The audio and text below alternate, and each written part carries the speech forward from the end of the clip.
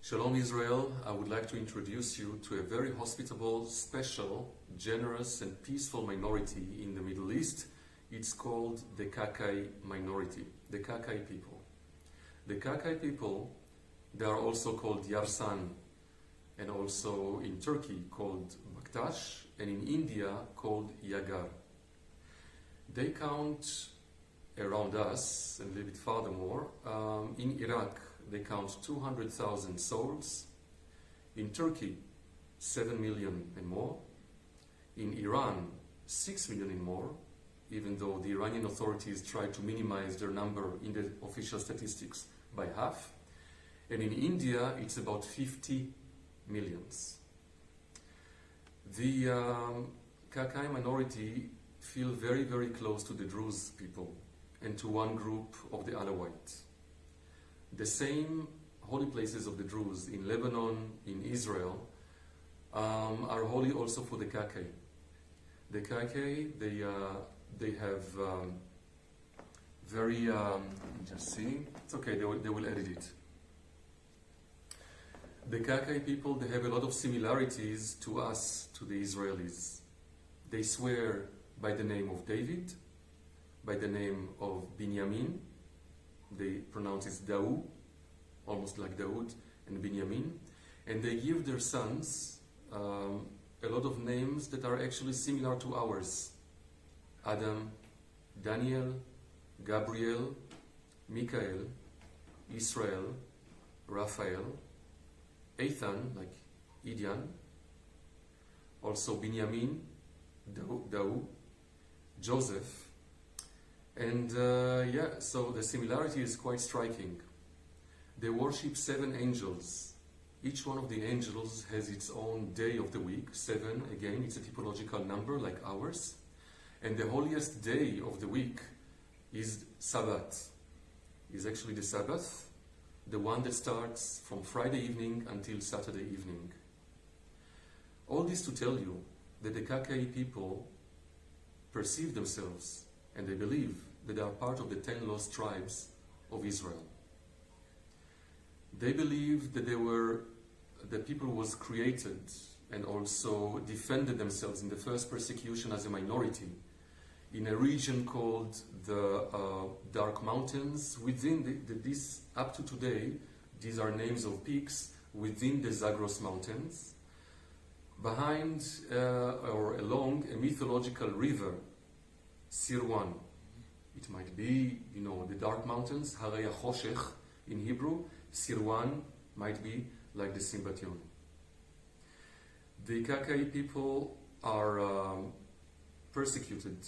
They are under threat.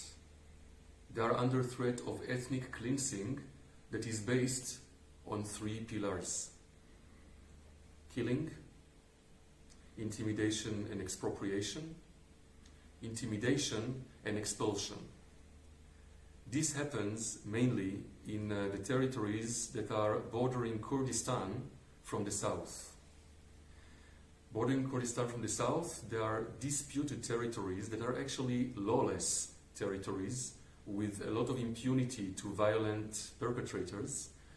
And those territories are in dispute between Iraq, the Iraqi government in Baghdad, and Kurdistan. Those territories are were once for many years safe haven for the Kakai people and other minorities. Now they feel they are existentially threatened there, daily and especially nightly. Those disputed areas, they range from Nineveh Plains to around Kirkuk, to Diyala, Salahuddin, also some parts of Anbar. But I'm talking about the territories that are just at the border of Kurdistan. One of the territories, Diyala province, hosts a community, a village or a town. Is it a town much more? Xanaqin? Yeah. It's a town, yes. It's called Xanaqin. 45 days ago, all hells got loose in Xanaqin with a terrible massacre that happened against the Kakai people. We'll come back to that in a few minutes. But actually, if I mention the word Xanaqin, it's worth telling you, people of Israel, that Xanaqin is very, very well-known town and community among the Jews, the Baghdadi Jews, the Iraqi Jews from Baghdad. They tried to flee Baghdad to Israel to fulfill their Zionist dream via the kingdom of Iran, or the empire of Iran at that time, under the rule of the Shah.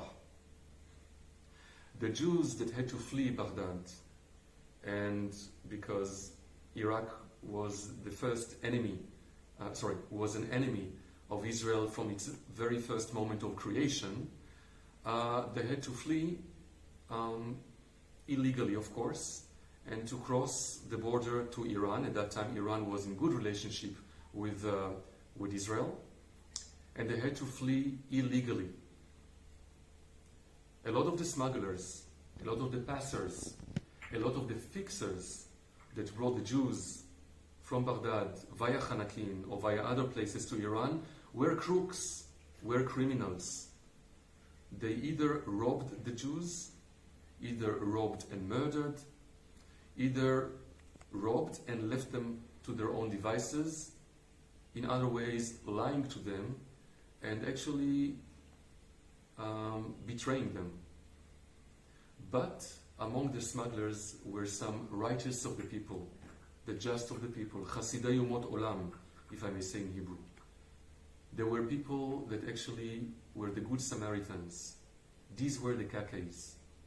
The Kakais with no greed, no wish to get any kind of reward, but only by a moral engagement, moral value, moral commitment, dedication and devotion. They protected the Jews and they smuggled them peacefully, with not one single casualty, with one single abuse, from Iraq to Iran. And moreover, none of them was robbed, and moreover, furthermore than that, actually all the transportable belongings of the Jews followed afterwards, if it could logistically be the case. But Xanaqin, as I told you right now, it's a theater of all of atrocities against the Kakai people. The Kakai people is aggressed on a daily basis by its Arab surroundings. The Kakai, again, I remind, they are not Arabs and they are not Muslims. The surrounding Arabs are here in Iraq. They are conniving against them in a genocidal. They are. I will repeat the sentence. Hold on. The neighboring Arabs, the surrounding Arabs, they are conniving in a genocidal attempt to exterminate and to destroy the Kakai people. And for that purpose, an ad hoc peace, a very, very dirty peace, is actually decreed between the Shia extremists, Hashd al-Sha'bi, with about 25 groups and militias, and Daesh, which is the Sunnah extremists. So those Sunnah extremists and those Shia extremists, that actually they tie hand in hand in order to achieve and to accomplish